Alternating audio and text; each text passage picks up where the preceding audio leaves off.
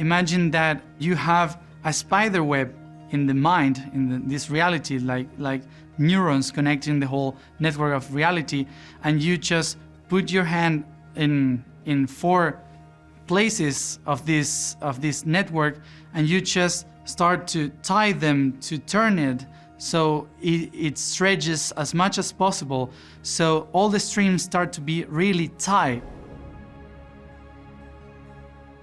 And that creates the idea of water, that creates the idea of earth, fire, and air.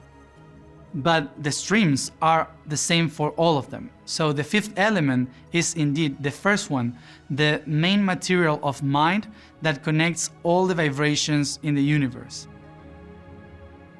This structure of creation was the one that bent the 9th, 8th, 7th, and 6th dimension into the 5th, 4th, 3rd, and 2nd dimension.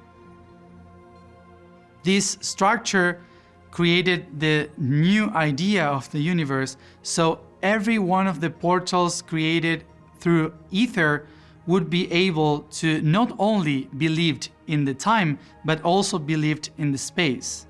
So what before was the species of earth, fire, air, and water in the ether realities now would bend itself so many times once and again in every expression that the vibration of the atoms would be stretched so much and so much that gravity would be harder. And this gravity would attach by vibration all the other atoms in the same rhythm or vibrations, creating the first structures of minerals, of water, and the first sparks of fire, and the first gases that created air. Ether then was this energy that connects every reality through time and space. And once you have these different levels surrounding the universe, and this vibration creating the names, each one of them has their own job. Their own job was to relate their own process through earth, through fire, through air, through water, in the past, in the present, and the future.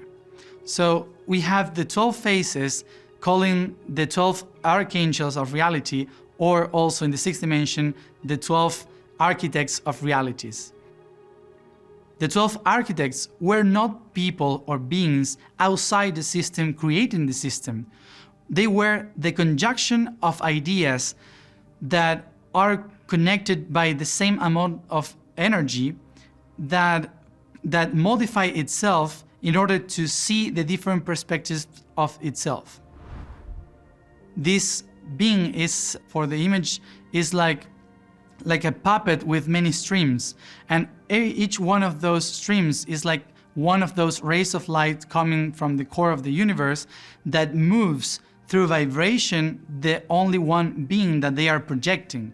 So every one of our spirits is just a line, a stream that is moving the body of an archangel.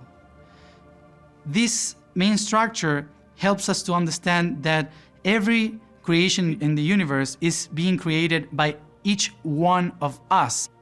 It's not something bigger creating us, it's the smallest part of the universe creating the biggest ones. By understanding that every being is an energy that we call soul, and that we all are connected through time and space, we can understand that everything is just one only being divided into many. And that also explains the relationships we have with other souls, with the families. The souls that are bounded in families, they travel in groups, they are all the same vibration. So what we can understand about that is that every being connected are just different bodies of just one only soul. This means that as the tree has only one trunk, which is the spirit, divided in different souls, these souls that are energy start to split like mitosis to create many other souls from just one vibration. And those other souls can live many and different lives through the matter. So we can think that our body has one soul, but we are part of a group of souls. Normally, to understand how many souls are just one body in the universe, you need to multiply yourself and find the number 144. Once you have 144, you will find the amount of souls that are bounded to you. This 144 creates the structure of what we call the octahedron. The octahedron is the being, but each one of us has its own octahedron.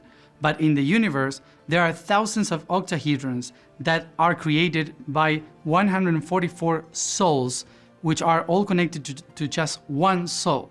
This only being that has these 144 aspects are all these soulmates that we have in every planet, every dimension, every world. So in the ethereal realities and the physical realities. So that's the bigger soul. That's the big soul that unites us all in different parallel realities.